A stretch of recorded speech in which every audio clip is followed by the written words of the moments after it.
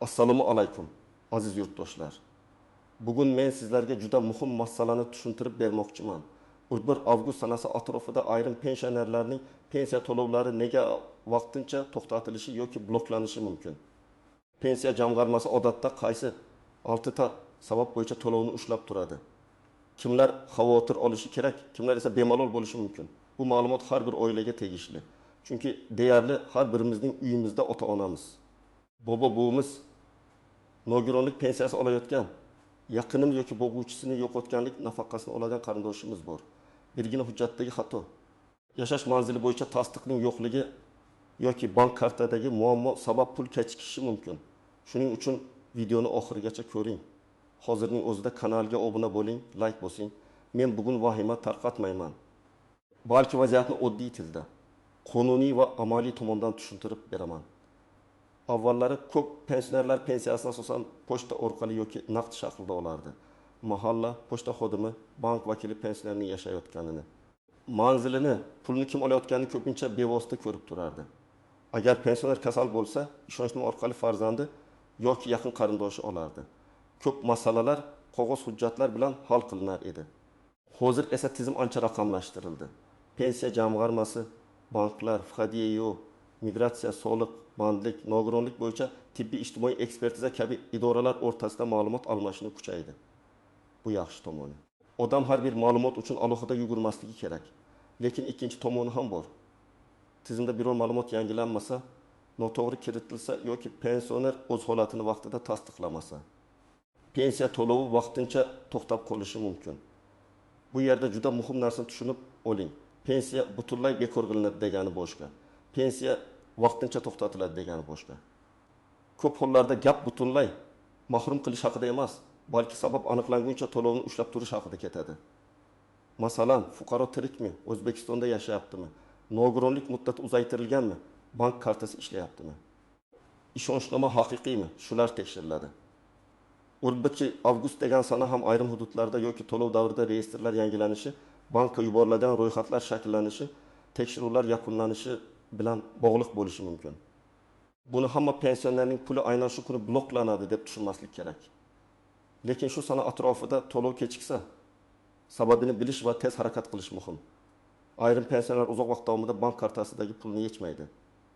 Pochta orqali pul olmaydi, yashash joyida ko'rinmaydi yoki ishonchnoma orqali boshqa odam oladi. Bunday holatda jamg'arma fuqaro haqiqatda tirikmi, pensiyani to'g'ri shaxs olyaptimi degan savolni tekshirishi mumkin. Masalan, 28 yoshli otaxon pensiyasini bank kartasiga oladi. Farzandi chet elda, otaxon esa qishloqda yashaydi. Kartadan pul har oy navrasi tomonidan yechib turiladi. Otaxonning o'zi esa bankka bormaydi, telefon ishlatmaydi, davlat xizmatiga murojaat qilmaydi. Tizimda ma'lum muddat davomida pensionerning shaxsan faoliyati ko'rinmasa, tasdiqlash so'ralishi mumkin. Bu degani otaxon pensiyasidan ayrildi degani emas. Faqat u yoki uning qonuniy vakili tegishli idoraga borib, shaxsni tasdiqlashi kerak bo'ladi. Yana bir misol, pensioner 2 yil oldin boshqa viloyatga ko'chib ketgan, lekin propiskasi eski manzilda qolgan. Pochta xodimi uni topa olmaydi. Bankda telefon raqami eskirgan. Shunda to'lov aniqlashtirishgacha to'xtatilishi ehtimoli bor. Bu eng nozik masala. Agar FHDYO organlaridan fuqaroning vafoti haqida ma'lumot pensiya jamg'armasiga tushsa, pensiya to'lovi to'xtatiladi. Bu mutlaqo tabiiy jarayon. Chunki pensiya faqat tirik pensionerga to'lanadi. Lekin ba'zida texnik xatolar ham uchrashi mumkin. Ism, familiya o'xshashligi, pasport ma'lumotida adashish, tug'ilgan sana noto'g'ri kiritilishi. Masalan, bir mahallada bir xil ismli 2 kishi yashaydi. Ikkalasining familiyasi ham o'xshash, tug'ilgan yillari ham yaqin. Ulardan biri vafot etadi. Lekin ba'zida ma'lumot noto'g'ri biriktirilsa, tirik pensionerning to'lovi to'xtab qolishi mumkin. Bunday holat kam uchraydi, lekin bo'lishi mumkin. Shuning uchun agar pensioner tirik bo'lsa-yu, vafot ma'lumoti sabab to'xtatilgan deyilsa, darhol shaxsni tasdiqlovchi hujjat bilan pensiya jamg'armasining tuman bo'limiga murojaat qilish kerak. Nogironlik pensiyasi yoki nafaqasi fuqarolar uchun bu juda muhim. Nogironlik doimiy yoki muddatli bo'lishi mumkin. Agar tibbiy ijtimoiy ekspertiza tomonidan nogironlik ma'lum muddatga berilgan bo'lsa, muddat tugagach yangi xulosa tizimga tushishi kerak. Agar fuqaro qayta ko'rikdan o'tmasa yoki xulosa kechiksa, to'lov vaqtincha to'xtashi mumkin. Misol keltiraman. ikki guruh nogironligi bo'lgan fuqaro har oy 900 ming so'm atrofida to'lov oladi deylik. Uning nogironlik muddati 1 avgustda tugagan. Bu esa oldingi yili avtomatik cho'zilgandi. Bu yil ham o'zi davom etadi deb o'ylagan. 1 avgustda to'lov kelmaydi. Sababi oddiy, tizimda amaldagi nogironlik xulosasi yo'q. U tibbiy ko'rikdan o'tib yangi xulosa baza kiritilgach to'lov tiklanadi. Agar uzilish davri uchun huquqi saqlangan bo'lsa, keyingi oyda qayta hisob-kitob qilinishi ham mumkin. Bu yerda kimlar xavotir olishi kerak? Nogironlik muddati yaqin orada tugaydiganlar, oxirgi marta qachon komissiyadan o'tganini bilmaydiganlar, tibbiy hujjatlar eskirganlar. Kimlar xavotir olmasligi mumkin? Nogironlik muddasiz belgilangan, tizimda ma'lumoti to'liq aks etgan va to'lovini muntazam olayotgan fuqarolar. 4-sabab ishga joylashish. Daromad yoki boshqa to'lov turi bilan bog'liq o'zgarishlar. Hamma pensiya turi ham bir xil qoida bilan berilmaydi. Yoshga doir pensiya olayotgan odam ishlasa, ko'p hollarda pensiya butunlay to'xtab qolmaydi. Lekin ayrim qo'shimcha ustamalar, kompensatsiyalar yoki nafaqa turlari uchun ishga joylashish ta'sir qilishi mumkin. Bo'g'uvchisini yo'qotganlik pensiyasi, nogironlik nafaqasi, ijtimoiy nafaqa. Parvarish puli kabi to'lovlarda esa qoidalar boshqacharoq bo'lishi mumkin. Masalan, o'quvchisini yo'qotganlik pensiyasini olayotgan talaba kunduzgi ta'limda o'qisa, huquqi saqlanishi mumkin. Lekin u o'qishni tashlab doimiy ishga kirsa yoki o'qish shakli o'zgarsa, pensiya jamg'armasi ma'lumotni qayta tekshiradi. Yoki nogiron bolaga qarovchi shaxsga beriladigan ayrim to'lovlarda parvarish qiluvchi shaxs rasmiy ishga kirsa, to'lov shartlari o'zgarishi mumkin. Yana bir misol, 63 yoshli ayol yoshga doir pensiya oladi va maktabda qorovul bo'lib ishlaydi. Bu holatda uning asosiy pensiyasi avtomatik bloklanadi deb o'ylash noto'g'ri. Lekin agar u pensiyaga qo'shimcha ravishda kam ta'minlanganlik, parvarish yoki boshqa maqsadli to'lov olayotgan bo'lsa, daromad o'zgarishi tekshiruvga sabab bo'ladi. Shuning uchun har bir to'lov turining sharti alohida qaraladi. Bugun pensiyalar ko'p hollarda bank kartasiga tushadi. Kartaning muddati tugagan bo'lishi, karta bloklangan bo'lishi, bank hisob raqami yopilgan bo'lishi, pasport ma'lumotida bankda yangilanmagan bo'lishi mumkin. Bu holatda pensiya jamg'armasi pulni yuborgan bo'lsa ham, bank uni qabul qilmasligi yoki mablag' qaytishi mumkin. Masalan, pensioner yangi ID karta olgan, lekin bankka borib ma'lumotini yangilamagan. Bank tizimida eski pasport seriyasi turibdi, pensiya jamg'armasida esa yangi ma'lumot. Natijada identifikatsiya mos kelmaydi. Yoki karta muddati iyul oyida tugagan, pensioner buni bilmaydi, avgustda pensiya tushmaydi. U jamg'armani ayblaydi, lekin muammo bankda bo'lishi mumkin. Yana bir oddiy vaziyat. Bank kartasi firibgarlik gumoni bilan bloklangan. Pensioner telefoniga kelgan kodni notanish odamga aytib yuborgan. Bank xavfsizlik maqsadida kartani to'xtatgan. Bunday holatda pensiya huquqi yo'qolmaydi. Lekin puldan foydalanish uchun bankka borib kartani tiklash yoki yangi karta ochish kerak bo'ladi. 6-sabab hujjatlardagi nomuvofiqlik. Yashash joyi, chet elga chiqish yoki ishonchnoma masalasi. Pensiya tizimida eng ko'p uchraydigan muammolardan biri hujjatlardagi kichik farqlardir. Ismda bitta harf noto'g'ri yozilgan, tug'ilgan sana eski pasportda boshqacha. Nikohdan keyin familiya o'zgargan, lekin pensiya hujjatlarda yangilanmagan. Bu kichik ko'ringan xatolar to'lovni vaqtincha ushlab turishi mumkin. Chet elga chiqish masalasi ham muhim. Agar pensioner uzoq muddat xorijda bo'lsa, ayrim hollarda uning yashash holati, fuqaroligi, pensiya olish huquqi bo'yicha qo'shimcha tekshiruv talab qilinadi. Ayniqsa, ishonchnoma orqali boshqa odam pul olayotgan bo'lsa, ishonchnomaning muddati tugamaganmi? Notarial tasdiqlanganmi? Vakil haqiqatan ham pulni pensioner manfaatiga ishlatyaptimi? Bular e'tiborga olinadi. Masalan, pensioner Rossiyadagi farzandining uyiga ketgan, u yerda akasi yashab qolgan. Pensiya kartasini esa O'zbekistonda kelini ishlatib turgan.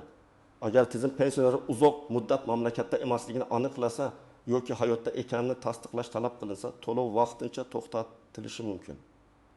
Bunda eng to'g'ri yo'l vakolatli idora orqali hayotdalik ma'lumotini tasdiqlash, ishonchnomani qonuniy rasmiylashtirish va pensiya jamg'armasi bilan aloqani uzmaslik. Men alohida ta'kidlayman. Hamma pensionerlar vahimaga tushishi shart emas. Agar siz pensiyangizni har oy o'z vaqtida olayotgan bo'lsangiz, hujjatlaringiz joyida bo'lsa, bank kartangiz ishlayotgan bo'lsa, nogironlik muddati tugamagan bo'lsa, yashash manzilingiz aniq bo'lsa, sizda katta xavf yo'q. Lekin quyidagi toifadagi odamlar albatta tekshirishi kerak. kartasi muddati tugaganlar, yangi pasport yoki ID karti olganlar, yaqinda boshqa hududga ko'chganlar. Nogironlik muddati avgust-sentabr oylari tugaydiganlar, pensiyani ishonchnoma orqali oldirayotganlar, uzoq muddat chet elda yurganlar, bankdan SMS olmayotganlar, oxirgi oyda pensiyasi odatdagidan kechikkanlar. Bir oilaviy misol olaylik. Onaxon 1.200.000 so'm pensiya oladi. Har oy uning sanasida tushardi. Avgustda 14 sana bo'ldi, pul yo'q.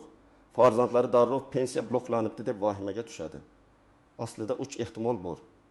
Birinchisi, to'lov grafigi 1-2 kunga surilgan bo'lishi mumkin. Ikkinchisi, bank kartasi bilan muammo bo'lishi mumkin. Uchinchisi, jamg'armada ma'lumot aniqlashtirilayotgandir. Shuning uchun birinchi qadam vahima emas, tekshirish. Birinchi nozik jat, pensiya kechikishi har doim blok degani emas. Ba'zan banklar kesimida to'lovlar bosqichma-bosqich tushadi. Bir tumanda ertalab tushsa, boshqa tumanda tushdan keyin yoki ertasi kuni tushishi mumkin. Ayniqsa bayram dam olish kunlari texnik yangilanishlar, banklararo reyestrlar bilan bog'liq jarayonlar bo'lsa, kechikish kuzatiladi. Ikkinchi nozik jihat. Bloklandi degan SMS kelmasa ham muammo bo'lishi mumkin. Ayrim pensionerlarning telefon raqami bankda eski bo'ladi. Masalan, karta o'g'lining raqamiga ulangan, o'g'li esa boshqa raqam ishlatyapti. Natijada pensioner hech qanday ogohlantirish olmaydi. Shuning uchun bankdagi telefon raqamini o'zingizning amaldagi raqamingizga bog'lash muhim. Uchinchi nozik jihat, ishonchnoma muddati tugagan bo'lsa, pul olishda muammo chiqadi. Ko'pchilik bir marta ishonchnoma qildik, bo'ldi deb o'ylaydi. Aslida ishonchnomaning muddati bor. Notariusda rasmiylashtirilgan hujjat muddati tugasa, vakil pensioner nomidan pul olishga haqli bo'lmaydi. Agar pensioner yotgan bo'lsa, yura olmasa, uyga notarius chaqirish yoki qonuniy vakillik tartibini rasmiylashtirish kerak. 4-nozik jihat. Ortiqcha to'langan pensiya keyin qaytarilishi mumkin. Masalan, nogironlik muddati tugagan. Lekin tizimdagi kechikish sabab yana bir oy pul tushgan. Keyin tekshiruvda aniqlansa, ortiqcha to'lov hisoblanishi va qaytarish talab qilinishi mumkin. Shuning uchun pul tushdimi? Demak, hammasi joyida deb beparvo bo'lmaslik kerak. Huquqiy asos bormi? Hujjat amaldami? Shuni tekshirish zarur. 5-nozik jihat. Pensionerning o'zi bankka bora olmasa ham masala hal qilinadi. Ko'pchilik yoshi katta odamni sudrab bankka yoki jamg'armaga olib borishga harakat qiladi. Agar pensioner og'ir kasal bo'lsa, nogiron bo'lsa, yura olmasa, mahalla tibbiy ma'lumotnoma, notarius, qonuniy vakil orqali muammoni hal qilish yo'llari bor. Eng muhimi, norasmiy yo'l bilan. Birovning kartasini yashirin ishlatish orqali emas, qonuniy vakolat bilan harakat qilish kerak. 6-nozik jihat. Ayrimlar firibgarlarning tuzog'iga tushib qoladi. Pensiya bloklanadi degan gap tarqalganda, firibgarlar kartangizni ochib beramiz, pensiyani blokdan chiqaramiz, SMS kodini ayting, plastik raqamingizni yuboring deb qo'ng'iroq qiladi. Men qat'iy aytaman, hech qachon SMS kodini, karta pin kodini, bank ilovasi parolini hech kimga aytmang. Pensiya jamg'armasi ham, bank ham sizdan telefon orqali maxfiy kod so'ramaydi. Agar shunday qo'ng'iroq bo'lsa, bu firibgarlik bo'lishi ehtimoli juda yuqori. Endi eng kerakli qismga o'tamiz. Agar sizning pensiyangiz avgust kuni yoki undan keyin tushmasa, nima qilish kerak? Birinchi qadam. To'lov kunini va bank holatini tekshiring. Avvalo bankomatga yugurishdan oldin bank mobil ilovasi, SMS xabar. JAL markaz yoki bank filialidan hisobingizga pul kelmaganini so'rang. Agar pul jamg'armadan yuborilgan, lekin karta bloklangan bo'lsa, masala bankda hal qilinadi. Buning uchun pasport yoki ID karta bilan bankka borasiz. Karta muddatini uzaytirasiz yoki yangi karta ochasiz. Ikkinchi qadam, hujjatlaringizni tayyorlang. Pensiya jamg'armasiga borishdan oldin quyidagilarni oling. Pasport yoki ID karta, pensiya guvohnomasi bo'lsa, bank karta ma'lumotlari. Telefon raqamingiz, yashash manzilingizni tasdiqlovchi ma'lumot.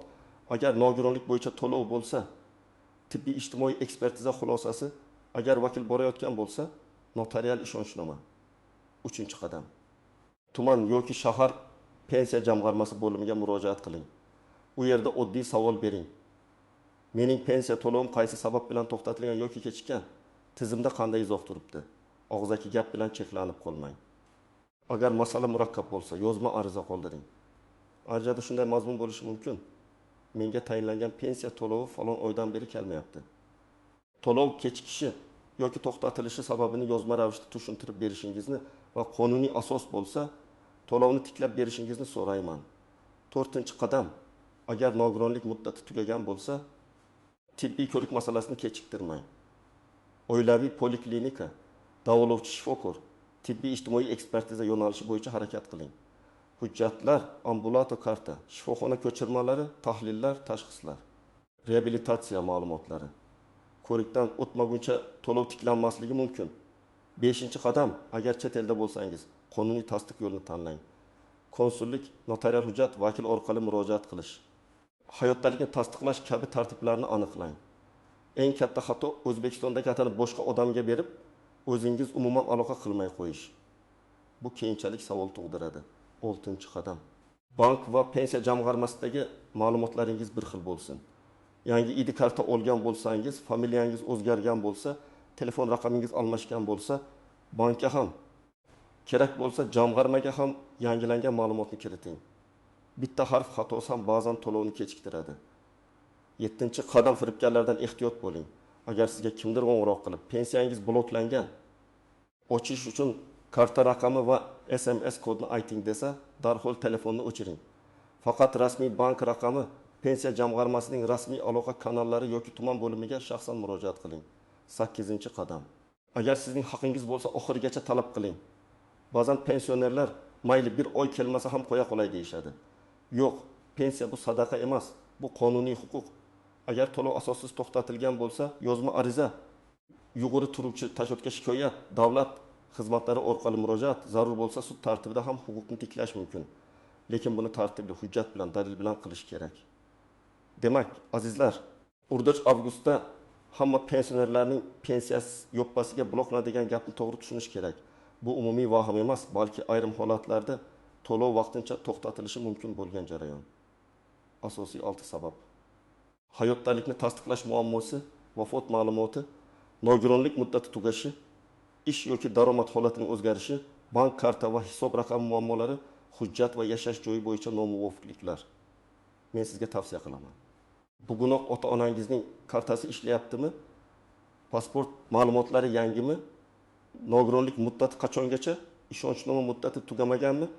Telefon raqami to'g'rimi? Shularni tekshirib qo'ying. Muammo chiqqandan keyin yugurgandan ko'ra. Oldindan tartibga keltirish ancha oson. Agar sizda yoki yaqiningizda pensiya kechikkan bo'lsa, izohlarda yozing. Qaysi viloyat, qaysi tuman, qaysi pensiya turi va qanday muammo bo'ldi. Boshqa tomoshabinlar ham tajribangizdan foyda oladi. Videoni foydali deb bilsangiz, albatta like bosing, yaqinlaringizga yuboring va kanalga obuna bo'ling. Men esa keyingi videolarda pensiya, nafaqa, subsidiyalar va fuqarolarning qonuniy huquqlari bo'yicha eng kerakli ma'lumotlarni sodda tilda tushuntirishda davom etaman.